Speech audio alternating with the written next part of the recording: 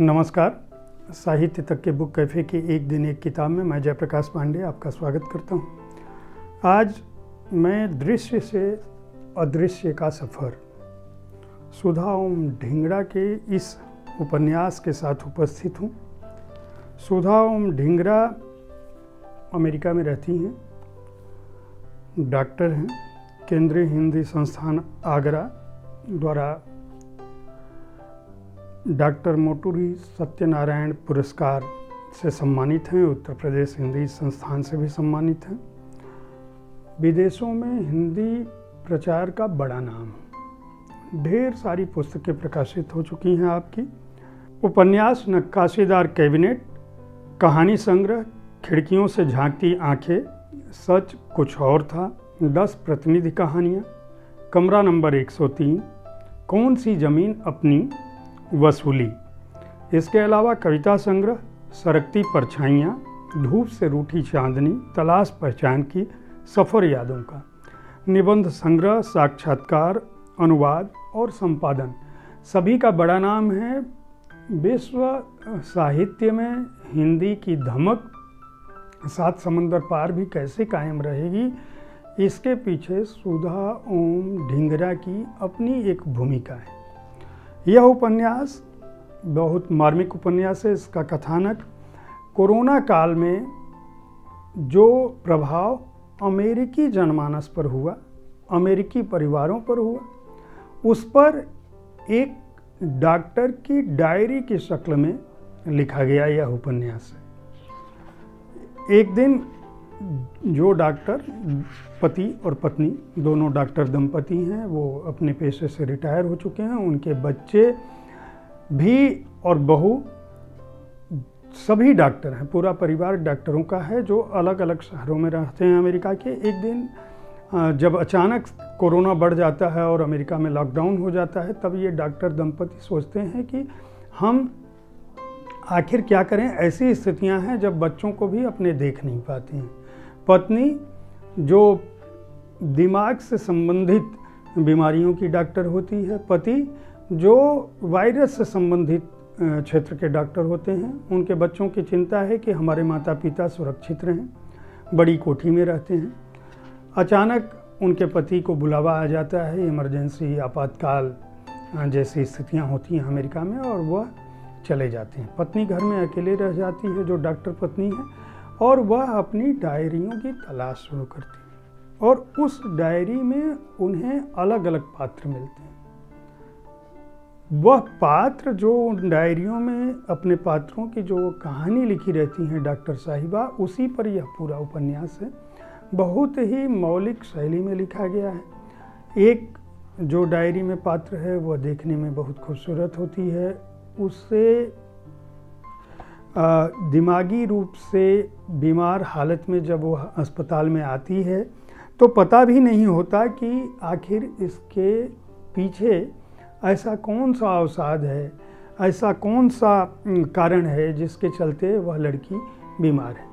इसके अलावा दूसरी भी एक सांवली सी लड़की होती है जो भारत से गई हुई है। दोनों लड़कियां किसी न किसी रूप में भारत से जुड़ी होती हैं। तीसरी लड़की भी, उसकी कहानी भी अलग है। सारे पात्रों के नाम डॉक्टर साहिबा ने अपने हिसाब से भारतीय नाम दे रखे होते हैं, और तीनों की कहानियां अलग हैं। एक के साथ उसके अपने पति के भाइयों ने बलात्कार किया होता है, दूसरा के साथ भी जीवन में ऐसा ही कुछ घटा होता है, और तीसरे के साथ भी। एक मनोवैज्ञानिक अपने पात्रों के साथ किस तरह से सहजीवी होता है, अपने पात्रों के दुख दर्द को कैसे महसूस करता है, और किस तरह से उनके जीवन को बदलने की कोशिश करता है। दूसरी लड़की भी ऐसी है, दिल्ली के पृष्ठभूमि में पली बढ़ी है। उसके छात्र दोस्त ने ही राजनीतिक प्रतिद्वंदिता के चलते उसके ऊपर तेजाब फेंक दिया है। बड़े पॉलिटिशियन का लड़का है, वह अमेरिका पहुंचती है, और अमेरिका वही राजनीतिज्ञ उसको पैसा दे के भेजता है। पूरा परिवार चला जाता है। मतलब मार्मिक कहानियां हैं।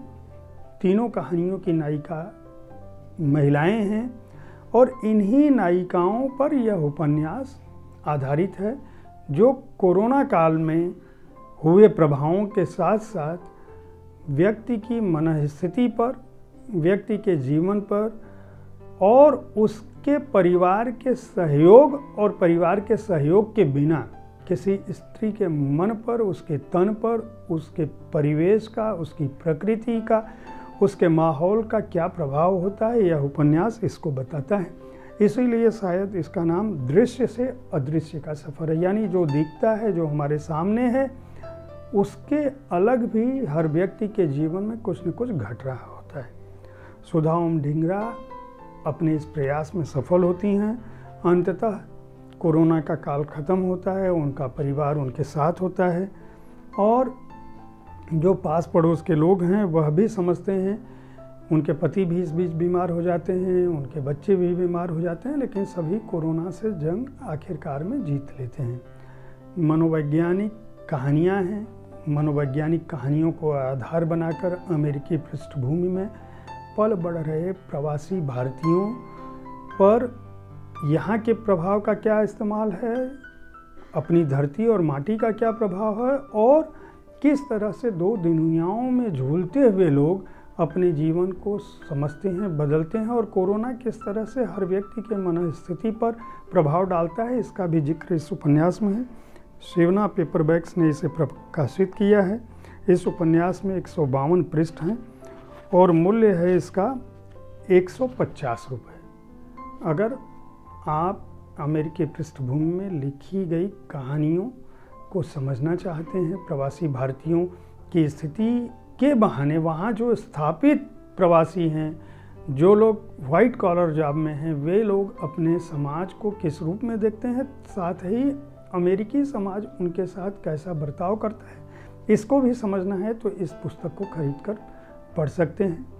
उम्मीद है साहित्य तक का यह एपिसोड आपको पसंद आया होगा। इस कार्यक्रम में आप किस तरह की पुस्तकों की चर्चा चाहते हैं, इनके बारे में हमें ज़रूर लिखें। अगर आप प्रकाशक हैं तो अपने प्रकाशन की 2 प्रतियां अपनी पुस्तकों की हमें भेजें। अगर हमारी संपादकीय टीम को यह लगता है कि यह पुस्तक इस कार्यक्रम में चर्चा योग्य है तो हम अपने कार्यक्रम में उसे ज़रूर शामिल करेंगे। हमारी कोशिश होती है कि इस कार्यक्रम को देखने वाले हमारे श्रोताओं, दर्शकों को अच्छी पुस्तकों के बारे में जानकारी मिल सके, ताकि उन्हें पढ़ने की संस्कृति उनमें विकसित हो सके और उन्हें अच्छी पुस्तकें पढ़ने के लिए मिल सके। धन्यवाद।